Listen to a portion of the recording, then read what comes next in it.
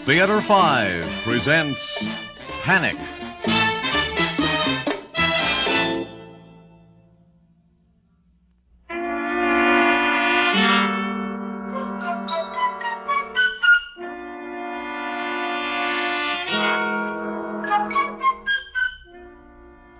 Mad? Oh, Cora, you think you're insane just because you thought you parked your car on one side of the street and found you'd parked it on the other? But I was so terribly sure. A lapse of memory happens to everybody. But why go to pieces over something like that? Look, Cora, it's late. How about giving your future husband a nightcap and then I'll be on my way? Oh, all right, darling. You want whiskey or brandy or... Oh, no. What is it? No! What is it? Why are you staring at that picture? There were 3 children playing. What? In the picture, there were 3 children playing. Cora, you can see for yourself there were only 2. But there were 3. I know there were. When I bought that painting a few days ago, I remember thinking how nicely balanced the scene was because of the 3rd figure. Didn't you notice it when I showed it to you? I'm afraid I didn't pay much attention, but I'm not much of an art lover. There were 3, Bill. There were 3. Easy now. Now, this is silly. I know how we can settle this. Steve has seen the painting, hasn't he? Well, Let me just call him and then... No, he's playing cards at his club. He won't be home until 1 or 2 in the morning. Anyhow, I don't care what Steve says or what you say. There were 3. All right. There were 3. There were 30. No. Oh, it doesn't matter, Cora. All that matters to me, sweetheart, is you, and you can't let yourself go to pieces like this. Oh, Bill. Bill? Look, you're just emotionally upset. It's nothing serious. My mother... That has nothing to do with you. Oh, sure, you're emotionally high-strung the way your mother was, but, Cora, dear, believe me, there's nothing wrong with you. Then how? How do you account for... Nerves. What else? Just nerves. After what you've been through this past month, you're exhausted physically, emotionally, every way. Look, what you need right now is a good night's sleep. I couldn't sleep. You must. Now go on, take a sedative and tuck yourself in for the night, huh? Things will look a lot different in the morning. Oh, Bill, what would I do without you? You're always so calm and steady. Like a rock I can cling to. Well, what's a husband for? Well, fiancé, anyhow. Husband? We are going to be married, I trust. You haven't changed your mind? You still love me and want to marry me in spite of... Oh, you are tired, Cora. Look, I'll never love anyone else, and you know it. Now off with you. I'll let myself out. All right. Good night, darling.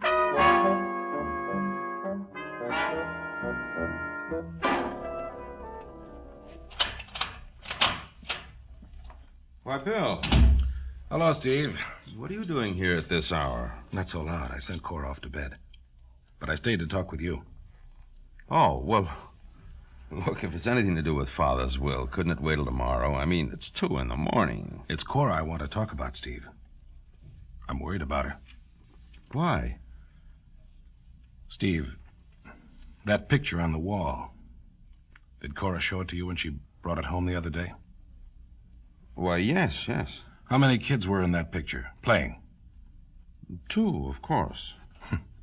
Cora swears there were 3. Well, she's mistaken. Steve, this is more than just a casual mistake. This and a lot of other things that have been happening. That's why I'm worried.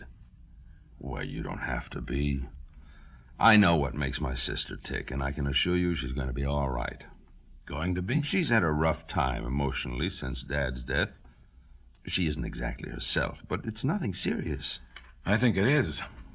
Or maybe if something isn't done. Cora ought to see a psychiatrist.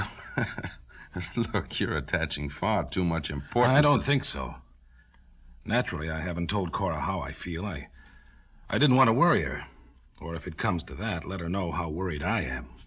And you were the rock that I clung to. Cora! I put my trust in you. My faith in you, and all the time you were lying. Cora, you're all wound up. Now, Bill You kept assuring me that I'm all right, and all the time you think I'm heading for an asylum, that I need a psychiatrist. Cora, I couldn't tell you that... The truth. How you really feel about me. So you told me lies. Is that what you're saying? Cora, darling, you don't know what you're saying. I didn't lie to you. Get out. Cora, hold on to yourself. Get out. Get out. Get out and never come back. Maybe you better go, Bill. Yeah. Maybe you're right. You shouldn't have talked to Bill like that, Cora. He's got your best interests at heart. And the way you're acting these days, well, I understand, but he doesn't. I know this thing with you is temporary. Another thing he's got to think about is your lawyer. For your good is your inheritance. You're worth over $100,000, honey, and if Bill feels you're incapable... Cora, what are you going to do with that letter opener? There were 3. I know there were Cora, 3. no, the painting. Now, don't! 3! There were 3! 3! 3!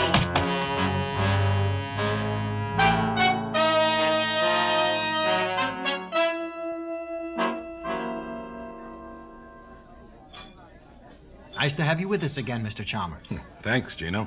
You expecting Miss Bannister? No, her brother. And speak of the devil. Oh, Hope I haven't kept you waiting, Bill. Gino? Mr. Bannister? The usual. Martini, Bill? Well, all right. Good. 2 martinis. Steve, about the other night. Cora's miserable about what happened. Yeah, so am I. Well, then why don't you two just kiss and make up, huh? I love Cora, always will. That's why I'm so worried about her, Steve. Why I feel very strongly that she ought to consult a psychiatrist. Now, listen to me, Bill. This thing Cora's going through, nothing serious. My mother used to have the same attacks of, depression, loss of memory, fits of temper. But what you've got to understand is that Cora's a lot more stable than Mother was. She didn't act any too stable the other night. Look, you knew my father. Mm-hmm. Do you think for 1 minute he'd have divided his estate evenly between Cora and me, given her a cool $100,000 to handle by herself, if he had thought she wasn't stable? As a lawyer and Cora's fiancé, Steve, I don't think she ought to be allowed to handle the money so long as... Pardon, Mr. Chalmers. Telephone call for you. Let me just plug the phone in. Who's calling me, do you know? No, but it seems urgent. Here you are. Thanks. Hello? Yes, Cora? But what? Cora, please, look, pull yourself together. Bill, will you? what's going on? Yes, of course. Yeah, I'll be there in 5 minutes. Come on, Steve.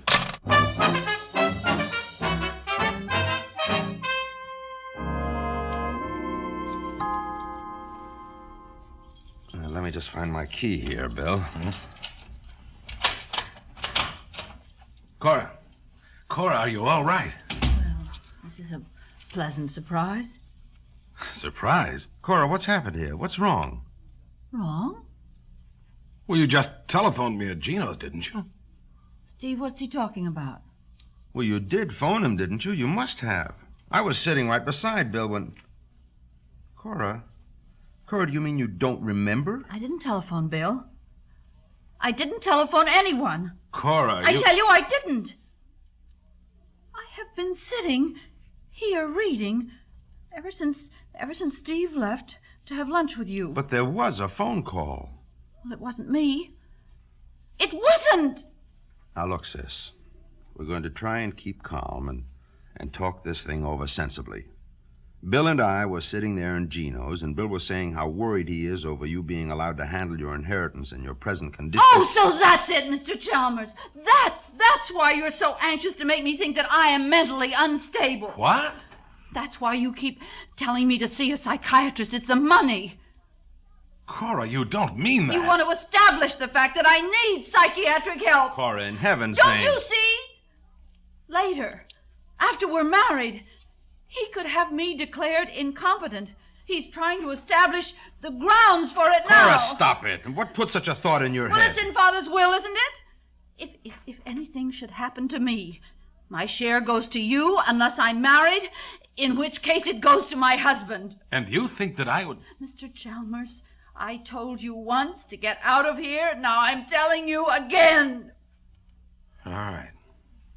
Sure, Cora. Anything you say.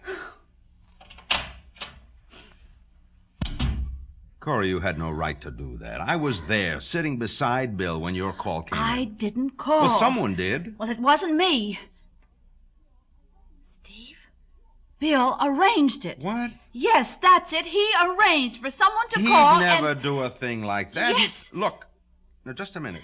Gino knows you. He knows your voice. Call him. Ask him. Ask him if Bill received a call from you. I'll just do that.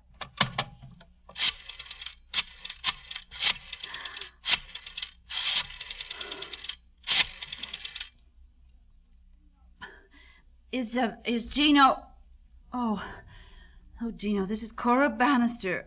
Gino, Mr. Chalmers received a telephone call at your place a little while ago. Did you happen to recognize the voice of the person calling him? I see. But if it had been me, do you think you would have recognized my voice? Why couldn't it have been me? Thank you, Gino. Thank you very much. It couldn't have been you? Gino says the voice on the other end was a man's.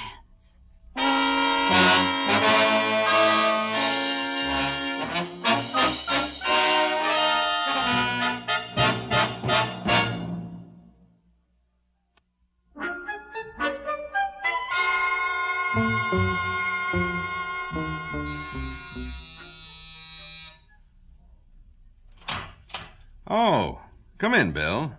Cora and I just finished dinner. She went out to mail a letter. Cup of coffee? No, thanks, Steve. Hey, look, we could have met at my office. I know.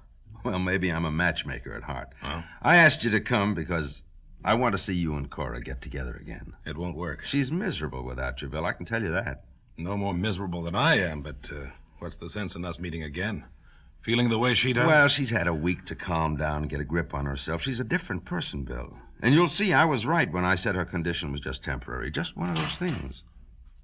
Oh, Hello, Cora. you know, I don't want to see you, Bill. Cora, that isn't true. You love Bill. You told me so. I didn't say that. Look, sis, you sat right there at dinner tonight and told me that... What? What did you say? I said you sat right at that table tonight and told... We didn't have dinner here tonight. Did we? Well, now, what... But we didn't. We dined at Gino's. I've just come from there. Cora, you went out to mail some letters only 10 minutes ago. You finished dinner and... No, not here. It wasn't here. Sis, there's the table with the remains of dinner on it. And if we had dinner at Gino's, what am I doing here? Because after dinner at Gino's, I went to the powder room, and when I came back, you'd gone. Without you? Why would I have left without you? Well, I thought it was strange. I couldn't understand why. But it's so clear in my mind being at Gino's and having dinner there and... No. Cora! Oh, please, Don't push me away, darling. I love you. You know that. I don't know. I'm not going to let you send me away again, Cora. You must realize, after what's just happened, that you do need psychiatric help. Oh, yes. Yes. All right, then. I'll arrange for it tomorrow. I'll call and let you know what time I'm picking you up. And you'd better be wearing more than just one earring, especially if it's a pair that I gave you. Earring? Mm-hmm. Oh, Bill, I'm sorry. I must have lost one. I'll buy you another pair as a wedding gift.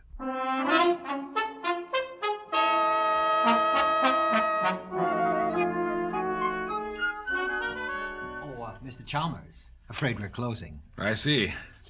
Well, in that case, Gino, You okay? You look a little tired. I am. Very. That's why I dropped in, late as it is. I could use a drink. Well, why didn't you say so? I don't mind taking care of my regulars. What would you like? Something strong. Brandy? A double brandy and soda. Will you sit at the bar? Yeah, sure. Gino? This box with all this junk in it, what is it? Oh, lost and found department. Stuff the customers drop or forget on the tables. Boy, quite a collection. One night. Tonight's. Hard to believe. Yeah, you wouldn't believe how careless people can be until they lose something. Here. Here's your drink. Thanks. You don't mind if I go on checking the day's receipts? No, go right ahead. Funny, people being so careless. Some of this stuff in this box looks expensive. This earring, for instance. What? This earring must have cost a mint. Oh, yeah. Any idea who dropped it? No. One of tonight's customers, though. Oh, speaking of customers, seen much of the Bannisters lately? No, not in a week or so. They weren't here tonight for dinner? Well, I'll head on home. What do I owe you, Gino? Oh, forget it. On the house. Oh, thanks. Night, Gino. Good night, Mr. Chalmers. Andre, Yes, Gino?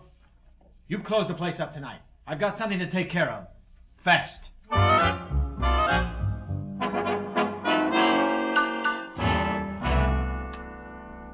Did your sister lose an earring tonight? Yes, she did. Then we've got trouble. She lost it at my place. So what? It was in a box on the bar with some other lost stuff. I thought it was your sister's. It was found under your table after you left. Yeah? Chalmers came by later for a drink, and he noticed it. I'm sure he spotted it as your sister's. Then he knows Cora and I did have dinner at your place tonight. Why do you think I'm here? We've got to do something. But what? I don't know yet. All I know, I'm holding your IOUs for all of 38 grand, and my backers are getting a little nasty about What it. an idiot I've been. If only I'd never stepped into that back room of yours. Oh, you're not the only one that feels that way. They put the heat on me, too. You should have cut me off. That's water over the dam. Right now, we've got to do something. You've got to do something. Now, wait. You're in this as deep as I am. Oh, no. All I did was give you a plan. Show you how to get your hands on your sister's money. Yeah, by making a nervous wreck of her. Pulling all that stuff on her, parking her car somewhere else, hiring a man to duplicate that painting with 2 kids instead of 3, setting up the dinner Now, tonight. get hold of yourself. You could have had her committed. We'd both be in the clear. Now, thanks to Chalmers, we're in a tight spot. What am I going to do? I can tell you what I'm going to do, What? brother mine. How much have you heard, Miss Bannister? Enough to call the police. Well, don't! I'm not afraid of you. Or that gun. You know, I didn't know the way out of this mess a minute ago. But I know it now. Bannister, What? open the window. What for? You'd... Miss Bannister, I'm sorry. You're a nice girl. No. Your brother's okay, too, only he never could walk away from a crap table. So now we're both in a spot. Gino? Now, there's only one good way to get rid of a spot, Miss Bannister. Rub it out. I told you, Bannister, open that window. If you think I'm going to let you It's do the this... only way. And it makes sense, too. You see, she's been acting strangely, on the verge of emotional collapse. So in a fit of depression, she jumps out the window. No! Oh, she'll never feel a thing. No! No, let go! Steve, help me! Let her alone, Gino. Take your hands off her. I warned you, Bannister. Now you come here. Drop the gun, mister. What? Drop it. Up against that wall. Now face it. Put your hands on it. Cora, darling, are you all right? Oh, Bill. I found your earring at Gino's. I know. I heard. I began to put things together, so I went back to the restaurant. They told me Gino left in a hurry. I figured I knew why and where, so I called the cops. Oh, Bill. I knew I couldn't live without you. Without me, you wouldn't have lived very long, darling. But now, well, just don't try living without me from now on.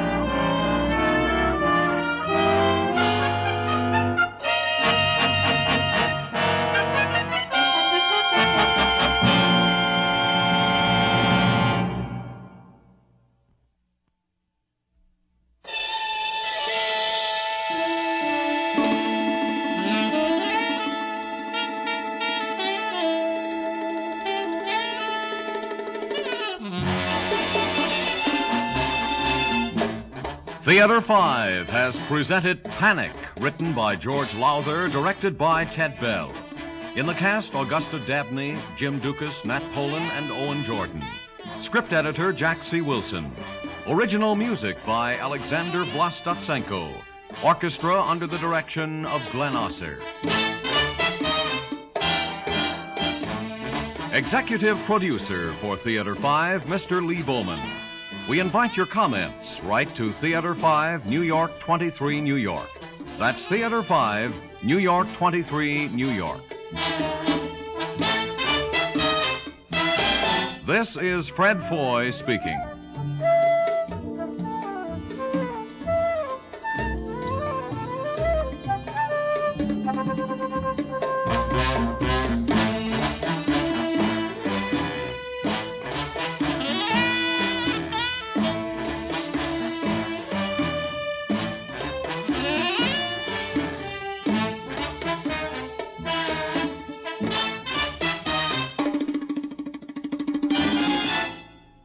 This has been an ABC Radio Network production.